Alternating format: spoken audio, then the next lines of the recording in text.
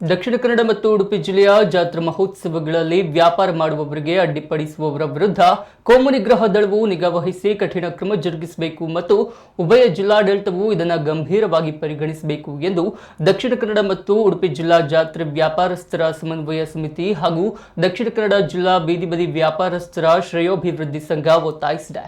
ನಗರದಲ್ಲಿ ಜಂಟಿ ಸುದ್ದಿಗೋಷ್ಠಿಯಲ್ಲಿ ಮಾತನಾಡಿದ ಸಮನ್ವಯ ಸಮಿತಿಯ ಗೌರವಾಧ್ಯಕ್ಷ ಸುನಿಲ್ ಕುಮಾರ್ ಬಜಾಲ್ ಮತ್ತು ಶ್ರೇಯೋಭಿವೃದ್ಧಿ ಸಂಘದ ಗೌರವಾಧ್ಯಕ್ಷ ಬಿಕೆ ಇಮ್ತಿಯಾಜ್, ದಕ್ಷಿಣ ಕನ್ನಡ ಮತ್ತು ಉಡುಪಿ ಜಿಲ್ಲೆಗಳ ಸರ್ವಧರ್ಮ ಕ್ಷೇತ್ರಗಳ ಜಾತ್ರೆ, ಆಯನ, ಉತ್ಸವ, ಉರುಸ್ ಮತ್ತಿತರ ಧಾರ್ಮಿಕ ಕಾರ್ಯಕ್ರಮಗಳಲ್ಲಿ ಸಂತೆ ವ್ಯಾಪಾರಿಗಳ ನಡುವೆ ಕೋಮು ವೈಷಮ್ಯ ಸೃಷ್ಟಿಸಿ ವ್ಯಾಪಾರಕ್ಕೆ ಅಡ್ಡಿಪಡಿಸಲಾಗುತ್ತದೆ.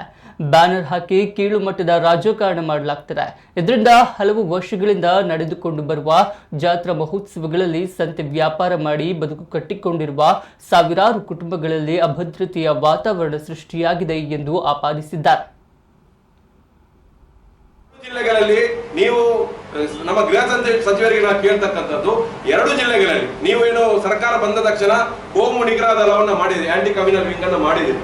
ಪೊಲೀಸರನ್ನೇ ಬಿಡ್ತಾ ಇಲ್ಲ. ಪೊಲೀಸರೇ ಅವರಿಗೆ ಟಾರ್ಗೆಟ್ ಆಗ, ಒಬ್ಬ ಪತ್ರಕರ್ತರೇ ಅವರಿಗೆ ಟಾರ್ಗೆಟ್ ಆಗ್ತಾರೆ. ಅಂದ್ರೆ ಯಾವ ರೀತಿಯಲ್ಲಿ ದಕ್ಷಿಣ ಕನ್ನಡ ಮತ್ತು ಉಡುಪಿ ಜಿಲ್ಲೆಯನ್ನ ಪೊಲೀಸ್ ಇಲಾಖೆಯನ್ನ ನಿಯಂತ್ರಣದಲ್ಲಿ ಸರ್ಕಾರ ನಿಯಂತ್ರಣದಲ್ಲಿ ಇದೆ ಅನ್ನುವಂಥ ಪ್ರಶ್ನೆ ಇವತ್ತಿದೆ. ಹಾಗಾಗಿ ಈ ಪ್ರಶ್ನೆಯಲ್ಲಿ ಅಷ್ಟೇ ಜಾತ್ರಾ ವ್ಯಾಪಾರಿಗಳಿಗೆ ಕೂಡ ಅನಗತ್ಯ ತೊಂದರೆ ಕೊಡುವಂತದ್ದು ಮತ್ತು ಯಾವುದೇ ರೀತಿಯಲ್ಲಿ ಅವರಿಗೆ ಇವತ್ತು ನೀವು ಅವರ ಒಂದು ವಾದ ಇದೆ, ಧಾರ್ಮಿಕ ದತ್ತಿ ಇಲಾಖೆಯ ಇದರ ಪ್ರಕಾರ ಆವರಣದೊಳಗಡೆ, ಹೌದು ಖಂಡಿತವಾಗಿ ನಾವು ಒಪ್ಕೊಳ್ತೀವಿ, ಯಾವುದೇ ದೇವಸ್ಥಾನದ ಯಾವುದೇ ದರ್ಗದ ವಠಾರದೊಳಗಡೆ ಎಲ್ಲಿಯೂ ಕೂಡ ವ್ಯಾಪಾರ ಆಗುದಿಲ್ಲ, ಯಾವ ಜಾತ್ರೆಗಳಲ್ಲೂ ಆಗುದಿಲ್ಲ. ಅದು ಏನಿದ್ರು ಕೂಡ ಬೀದಿಯಲ್ಲಿ ನಡೀತದೆ. ಆ ದೇವಸ್ಥಾನದ ಉರುಸಿನ ದರ್ಗದ ಅಥವಾ ಚರ್ಚಿನ ಹೊರಭಾಗದಲ್ಲಿ ನಡೀತದೆ. ಆ ವಠಾರಕ್ಕೆ ವ್ಯಾಪಾರಕ್ಕೂ ಆ ಜಾತ್ರೆಗೂ ಸಂಬಂಧ ಇರ್ತದೆ, ಬಟ್ ವ್ಯಾಪಾರ ಆಗೋದು ಸಲ ಹೊರಗಡೆ ಇರ್ತದೆ. ಹಾಗಾಗಿ ಯಾರ ಧಾರ್ಮಿಕ ನಂಬಿಕೆಗೂ ಯಾರ ಧಾರ್ಮಿಕ ನೀತಿಗಳಿಗೂ ಧಕ್ಕೆ ಆಗುದಿಲ್ಲ. ಧಕ್ಕೆ ಆಗದಂತ ರೀತಿಯಲ್ಲಿ ವ್ಯಾಪಾರ ಮಾಡ್ತಾ ಇದ್ದಾರೆ. ಯಾವುದೇ ಒಬ್ಬ ಈ ಜಾತ್ರೆ ವ್ಯಾಪಾರಿ ಕೂಡ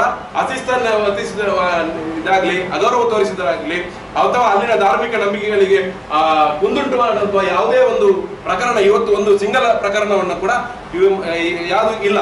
ಹಾಗಾಗಿ ಜಾತ್ರೆ ವ್ಯಾಪಾರಸ್ಥರ ಅವರ ಬದುಕು ಜಾತ್ರೆಯಲ್ಲಿದೆ, ಜಾತ್ರೆ ಬೀದಿಗಳಲ್ಲಿದೆ.